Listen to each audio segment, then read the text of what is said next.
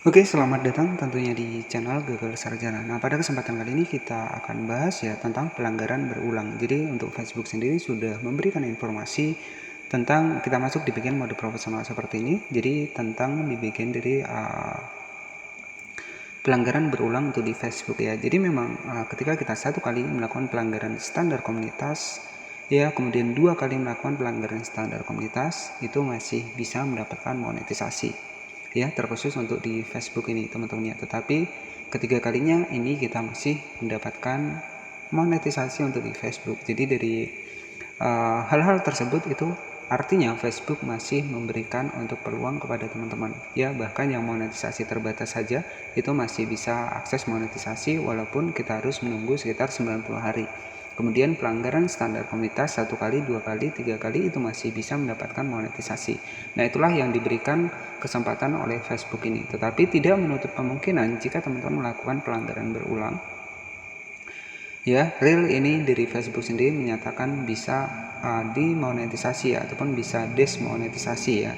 Artinya monetisasi kita itu, nah ini dari Facebook sendiri memberikan informasi tentang monetisasi yang bisa dicabut permanen ya. Jadi monetisasi yang bisa dicabut permanen ya, jadi permanen ini artinya selamanya teman-teman ya, artinya teman-teman harus menghindari hal-hal seperti ini. Jadi pelanggaran berulang ya, berulang mungkin sudah diberikan kesempatan dari Facebook beberapa kali masih bisa akses monetisasinya masih kembali, itu teman-teman bisa dimanfaatkan kembali untuk membuat sebuah konten-konten yang memang konten original, karena kebanyakan kasus yang berkomentar itu rata-rata karena keaslian konten terbatas ataupun yang melakukan re-upload ya.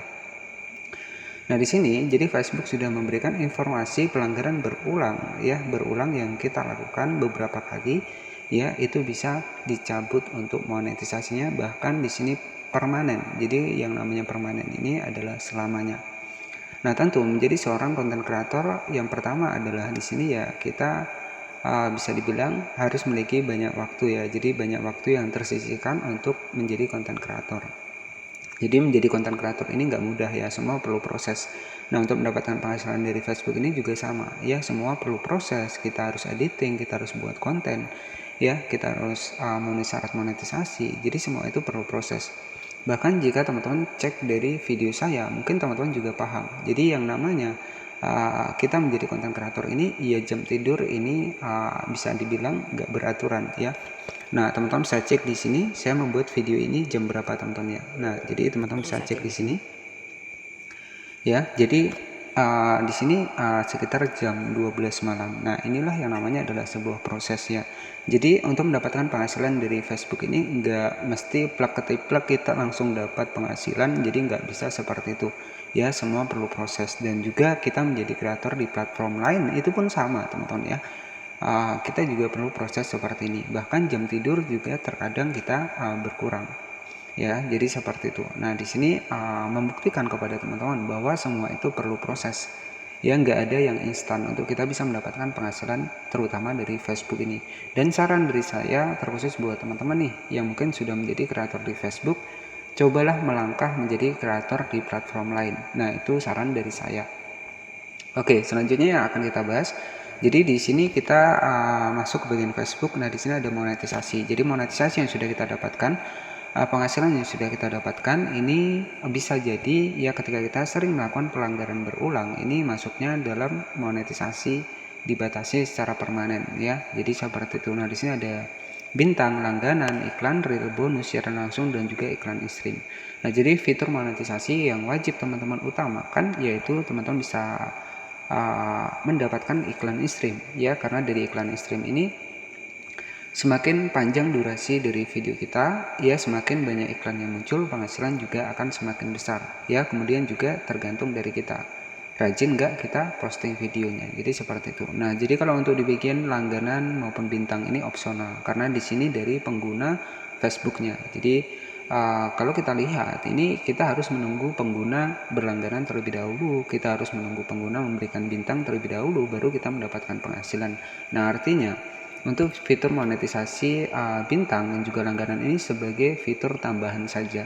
Nah, untuk yang utama teman-teman bisa fokuskan di reel dan juga iklan in-stream. Nah, itu syarat yang utama. Dan buat teman-teman yang sudah mendapatkannya, rawatlah fitur monetisasi tersebut ya. Karena dari Facebook ini teman-teman bisa cek ya. Jadi banyak sekali di beranda itu monetisasi yang merah ataupun dibatasi. Nah itu ya teman-teman bisa diambil untuk pelajarannya. Jadi dari Facebook ini bisa memberikan monetisasi ya, tetapi juga ya tentunya bisa monetisasi kita bisa dibatasi ya ketika kita melakukan pelanggaran-pelanggaran yang tidak dibolehkan oleh di Facebook ya. Jadi setiap platform ini pasti memiliki sebuah aturan ya, dimana ya aturan tersebut memang harus kita penuhi. Oke, selanjutnya kita masuk ke bagian dari pusat bantuan bisnis meta Facebook. Di sini kapan halaman atau profil saya mendapatkan kembali akses monetisasi. Nah, di sini sudah dijelaskan kalau halaman ini adalah fanspage Facebook, kalau profil ini adalah Facebook profesional kita. Nah, di sini teman-teman bisa cek dalam kebanyakan kasus pelanggaran keaslian konten terbatas. Ini yang melakukan re-upload yang menimbulkan hukuman ini sekitar 90 hari. Oke, jelas ya. Kemudian di sini yang perlu teman-teman perhatikan di bagian bawah ya. Pelanggaran berulang mengakibatkan demonetisasi permanen. Ya, artinya demonetisasi ini artinya monetisasi kita dicabut secara permanen. Ya, jadi teman-teman bisa dibedakan antara demonetisasi dan juga monetisasi. Kalau demonetisasi artinya dicabut dari fitur monetisasi. Nah, ini yang wajib teman-teman ketahui karena kebanyakan yang berkomentar itu rata-rata terkena pelanggaran semua. Nah, itulah yang mungkin ya karena nggak sabar kemudian juga ingin instan ya, karena rata-rata teman-teman ya yang melakukan re-upload itu rata-rata memang ada penghasilannya ya, memang ada penghasilannya, tetapi ketika pas waktu pembayaran itu mereka akunnya dibatasi ya, sehingga pembayaran juga tertunda dan alhasil ya sia-sia teman-teman, karena kita nggak pernah tahu video yang kita re-upload itu kan itu ada pemilik hak ciptanya ya. Jadi jika mereka nggak menerima untuk videonya kita re-upload, maka mereka bisa mengeklaim dari Facebook. Bahkan mungkin teman-teman pernah mengalami video dihapus secara langsung, bahkan nggak ada notifikasinya ya, mungkin seperti itu. Kemudian juga ada pelanggaran senyap ya, ataupun videonya dibisukan. Mungkin teman-teman pernah mengalami pelanggaran seperti itu. Nah, dari sini kita bisa ambil kesimpulan bahwa mengutamakan konten original ataupun konten asli itu lebih versi untuk akun kita itu akan lebih jangka panjang, artinya akan tetap aman ya, karena kita menggunakan konten asli. Walaupun untuk awal-awal itu masih sepi, nggak masalah teman-teman, karena ya semakin kita rajin posting pasti tetap akan ada salah satu konten yang view-nya itu meledak ya, dan itu bisa mendongkrak untuk konten kita yang lain. Tetapi fokuskan pada satu niche konten, artinya satu niche konten. Sebagai contoh simpelnya saja, ketika teman-teman membahas seputar memancing, ketika memang itu pemirsanya memang paling senang banyak menonton di video memancing, ya teman-teman bisa fokuskan di situ ya. Jadi seperti itu. Jadi intinya kita menjadi konten kreator untuk di platform manapun, yaitu kita menentukan minat dari penonton kita. Kita harus membaca untuk peminat kita ini sukanya menonton apa sih. Jadi seperti itu. Nah, untuk awal-awal memang kita acak-acakan untuk uploadnya nggak masalah, karena kita masih menentukan untuk audiens kita. Ketika kita sudah menemukan untuk konten yang populer, nah itulah yang bisa teman-teman jadikan list konten. Nah, jadi seperti itu yang bisa saya sampaikan kepada teman-teman. Dan mungkin menjadi konten kreator ini ya ada ya sedikit efek sampingnya, mungkin komentar-komentar yang tidak enak itu pasti akan kita dapatkan. Nah, itu memang sudah resiko kita ya. Jadi seperti itu yang bisa saya sampaikan. Usahakan buat teman-teman semua jangan hanya berkembang di satu platform saja, usahakan berkembang di platform lainnya. Itu banyak sekali fitur monetisasi yang nanti teman-teman bisa jadikan perbandingan untuk kedepannya ya, mana yang bisa lebih diandalkan.